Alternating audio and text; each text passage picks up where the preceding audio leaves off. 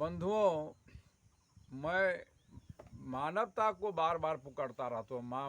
मैं देख रहा हूँ न्याय नग्न जीवन बड़ा दुखद है। अन्याय के अभाव में जीवन जो है पतंग की तरह है। न्याय तो सबों को चाहिए। पति को न्याय चाहिए पत्नी के साथ, और पत्नी को न्याय चाहिए पति के साथ। माता पिता को न्याय चाहिए पुत्र के साथ, पुत्र को न्याय चाहिए माता पिता के साथ। न्याय चाहिए पड़ोसी को पड़ोसी के साथ, न्याय चाहिए हर व्यक्ति को न्याय चाहिए। न्याय व्यक्ति, समाज, देश का शांति का खजाना, वरना सृष्टि का बागडोर है। यह मैं इसलिए रोता हूँ, सही बात को सुनना ही नहीं चाहता। मैं देखता हूँ संबंध करने में थोड़ा सा भूल होने का कारण आज तो सभी नंगा होने चला है। मैं कहीं देखता हूँ पत्नी ही पति का हत्या कर देता है, कहीं पति भी पत्नी का हत्या कर देता है। कहीं दहेज प्रथा के कारण भी ऐसा होता है। कहीं इतना ही तक नहीं, अगर कोई लड़की यदि बुरा संग में, कुसंग में फंसा हुआ रहता है तो भी आता है ससुराल में अपने पति को मार देता है। और यदि लड़का भी बुरा संग में फंसा रहता है तो लड़का भी वही काम कर देता है। साथ इतना ही तक नहीं, जो माता पिता पोस पाल के पढ़ा लिखा शादीशुदा करके जब बेटा पुतहू को घर ले आता है, तो आज की ज़माना में मैं देखता हूँ जो पहले तो सास ससुर के, माता पिता के आदेश के अनुकूल पुत्र चलते थे, पुत्रवधू चलती थी। अब मैं देखता हूँ पुत्र ही पिता के ऊपर शासन करता है।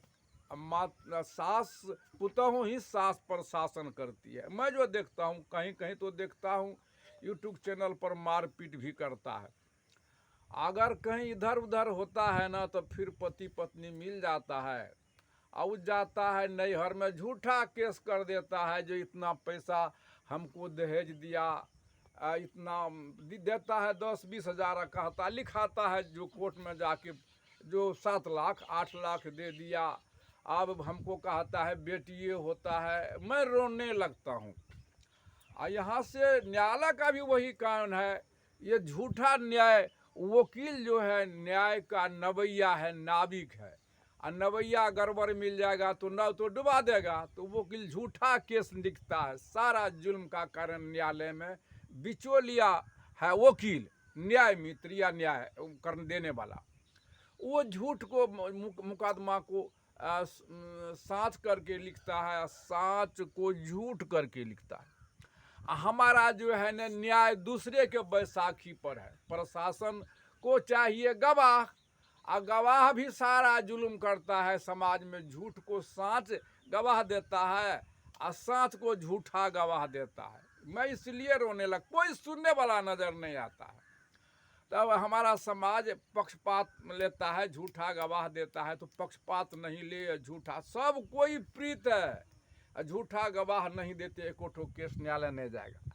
और न्यायालय में झूठा केस जो ले लेता है, और जब पुलिस प्रशासन आता है उसको पैसा नहीं मिलता है ना, वो भी झूठ को साँचा, साँच को झूठ लिख करके भी कोई सुनने वाला नहीं है, न्यायालय को भेज देता है। अब जो है झूठे कोलू में तोड़ी के तरह पेराता है, केतारी को जैसे सिट्ठी निकाल के फेंक देता, न्याय मिल जाता तो समाज में तो चैन की बांसुरी बजती। घर घर की कहानी है। तो न्याय आज नग्न है। प्रशासन यदि न्याय देती ना, तो एक ही शब्दों में कहता, गलत मुकदमा करने वाले को संवैधानिक बहिष्कृत, झूठा गवाह देने वाले को आजीवन कारावास। समस्या छान के निकाल देता ना, तो समाज में चैन की बांसुरी बजती। आज घर घर में यह आग लगी है, घर घर में लोग रोता है एक न्याय के अभाव में, लेकिन कोई सुनने वाला नजर। इसलिए मैं मानवता को पुकारता हूँ। मानव तो नजर में आता है, सारे नजर मानवे के नजर में आता है, लेकिन मानव का शकल है। अकल नहीं है तो मैं तो चुनौती करता हूँ, उस मानव को मानव कहने का क्या अधिकार है? मानव के ही शकल में इस शैतान घुसा हुआ है, ये जानवर घुसा हुआ है, ये सब मानव ही है। ये सारी समस्या का कारण मानसिक सोच समझदारी डिफरेंस तो ही है।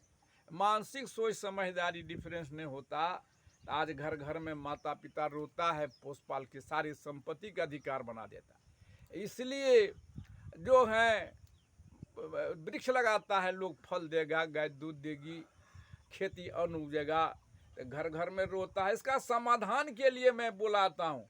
आई क्या झड़ी प्रवचन लगा देता है, आइटम बम तो पारखी बाबा तो कारखी बाबा, या क्या बुलडोजर चला देता है, इससे कल्याण नहीं होगा। मैं इसलिए बुलाता हूँ, हम किसी भी धर्म सांप्रदायिकता मत पंथ के लोग हों, हम सब जब तक एक साथ जीवन जागृति संत कबीर ज्ञान गोष्ठी केंद्र में नहीं आएंगे, किसी एक एक विषय का अनुसंधान करने के लिए वैचारिक क्रांति करे, जन अदालत में फैसला करे, जो सर्वमान हो उसका काज का रूप दे, तो हमारा समाज में तब ये चैन के लिए पक्षपात को छोड़े, झूठा गवाह पर रोक लगावे, प्रशासन का झूठा रिपोर्ट पर रोक लगावे। और जहाँ न्यायालय है, मैं जो देखता हूँ सारा अन्याय वही होता है। इसको सुनने वाला समाधान के लिए मैं बुलाता हूँ, पुकारता हूँ। गली बैनर जो लगी है, देखते हैं ना, बैनर के सहारे हर यूट्यूब चैनल पर जो मेरा पोस्टर लगा हुआ है, मानवता के पुकार, इसलिए पुकारता हूँ ना कि हमको आपसे पहला संबंध प्रकृति से सांस है, दूसरा संबंध आत्मा शरीर से है, और तीसरा संबंध भाई बंधु परिवार पंचायत प्रखंड देश विदेश से है। यही तो हमारा परिवार में, समाज में, देश में आग लगी है, इसका समाधान करवे न करेगा। ये क्या इलावार की तरफ बात करता है, कहीं कुछ का प्रवचन अलग अलग, डफली धर्म, हर एक जगह की बात है, हर समाज में यही समस्या है। सुनने वाला नजर आएगा तो अब तो कुछ कहूँगा, मैं बताऊँगा। इसका समाधान हम लोगों को एक साथ आना होगा, किसी विषय का अनुसंधान ही करना होगा, क्या सत्य है तो सिद्ध हो जाएगा। ईश्वर कहता है ही नहीं, मैं तो चैलेंज करता हूँ, प्रकृति की ईश्वर है। दम है कोई धरती पर आचार्य ऋषि महर्षि को खंडन कर दे, प्रकृति की ईश्वर है, प्रकृति की परम बिंदु का रूप लेता है। तो प्राचीन प्रकृति प्रदत्त थे सत्पुरुष अध्यास का ही रूपांतर में घर में साक्षात माता पिता भगवान है।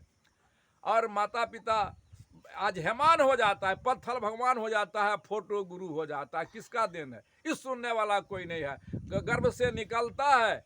क्या अधिकार है बड़े बड़े आचार्य ऋषि महर्षि को कहने का अधिकार में हूँ? नमक हराम हो जाता है। कोई कहता है बोलबम, कोई अल्लाह अकबर, कोई जय श्री राम, कोई शिव गुरु की जाए, कोई गुरुदेव की जाए, कोई गुरु महाराज की जाए, कोई ओम भूर्वा। मैं चुनौती करता हूँ, क्या ओम ओम कहने से शांति मिल जाएगी?